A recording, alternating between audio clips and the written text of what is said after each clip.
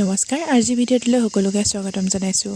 আজিৰ ভিডিঅ'টো এখন নাৰ্চাৰীবোৰত। এই নাৰ্চাৰীখন আছে দেৰগাঁৱৰ লঠা গাঁৱত আৰু এই নাৰ্চাৰীখনৰ নাম হৈছে সেউজবন নাৰ্চাৰী। আৰু এই নাৰ্চাৰীখনৰ এক বিশেষ বৈশিষ্ট্য হৈছে ইয়াত যে কেৱল নাৰ্চাৰীৰ পৰা ফুল বা কিবা কিনিব এনে নহয়।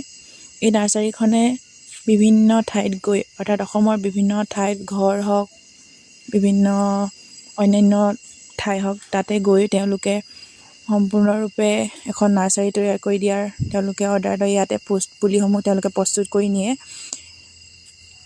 এইবোৰ বাৰু তেওঁলোকৰ ঘৰৰ বাবে। এইফালে যিখিনি এইটো চাইডত পুলি দেখিছে, এই সকলোসমূহ তেওঁলোকে এখন নাৰ্চাৰীৰ বাবে প্ৰস্তুত কৰি আছে।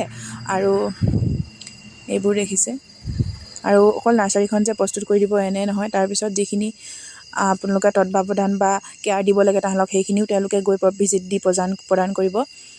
আৰু